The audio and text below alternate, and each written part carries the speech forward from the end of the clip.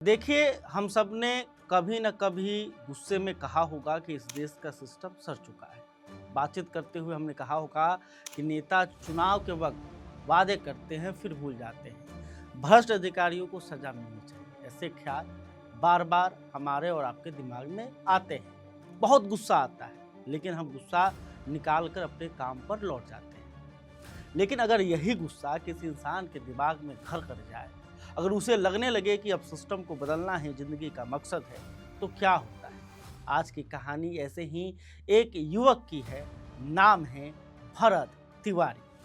भोजपुर के आरा का रहने वाला आज भरत इस दुनिया में नहीं है। पुलिस इनकाउंटर में गोली लगी, इलाज के दौरान उसकी मौत हो गई। लेकिन उसकी मौत के बाद उसके वीडियो पूरे बिहार में वायरल हो रहे हैं। वीडियो में भरत कह रहा है, मैं सिस्टम बदलना चाहता हूँ। नेता चुनाव के समय वादा करते हैं लेकिन पूरा क्यों नहीं करते, देश ऐसे क्यों चले। यानी उसके अंदर व्यवस्था के खिलाफ गहरा गुस्सा था। बताया जा रहा है कि उसने शादी नहीं की। करीब 10 साल पहले उसने अपना पिंडदान भी कर दिया। लोग दावा करते हैं कि वो समाज के लिए कुछ करना चाहता था। लेकिन यहीं से कहानी दो हिस्सों में बंट जाती है। एक तरफ पुलिस है।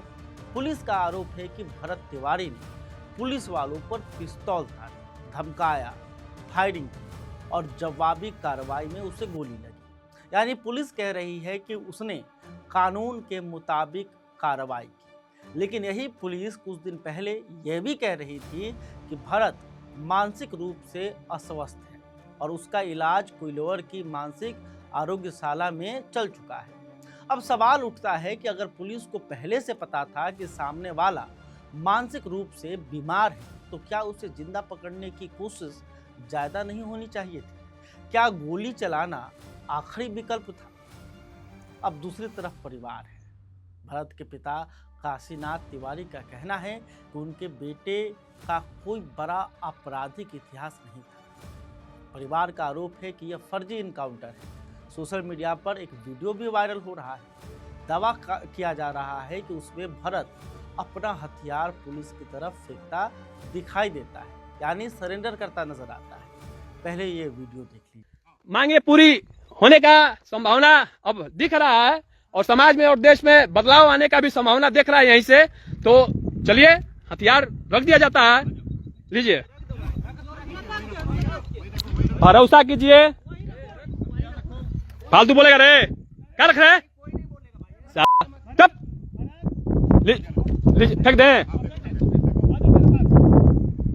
रुकिए, लीजिए, हथियार इनको दे दिया गया।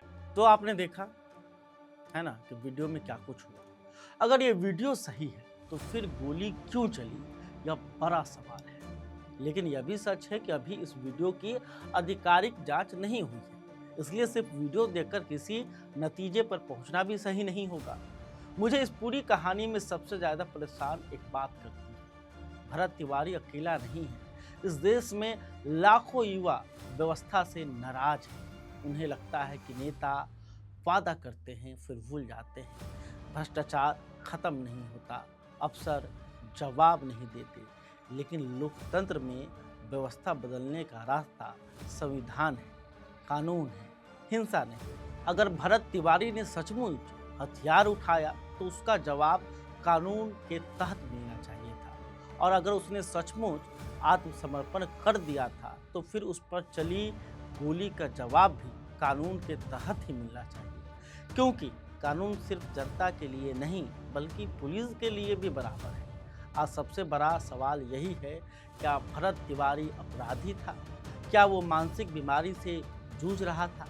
क्या वो व्यवस्था से निराश एक भटका हुआ युवक था? क्या फिर इन तीनों बातों का सच कहीं बीच में छुपा हुआ है? इन सवालों का जवाब अभी किसी के पास नहीं है। जवाब आएगा पोस्टमार्टम रिपोर्ट से, जांच से और पुलिस की विस्तृत रिपोर्ट से। लेकिन एक बात जरूर है, भरत तिवारी की मौत ने बिहार में सिर्फ एक इनकाउंटर की नहीं बल्कि पुलिस की जवाबदेही, मानवाधिकार, मानसिक स्वास्थ्य और हमारे सिस्टम की हालत पर एक बड़ी बहस शुरू कर दी है। अब देखना यह है कि इस बहस का अंत सच पर होगा या फिर बाकी मामलों की तरह यह मामला भी फाइलों में दबकर रह जाएगा। ध्यान रखिए, हमारा काम किसी को दोषी या निर्दोष घोषित करना नहीं, बल्कि हर सवाल पूछना है जिसका जवाब जनता को मिलना चाहिए। मैं हूं परमवीर सिंह और आप देखते रहिए खबर पॉइंट।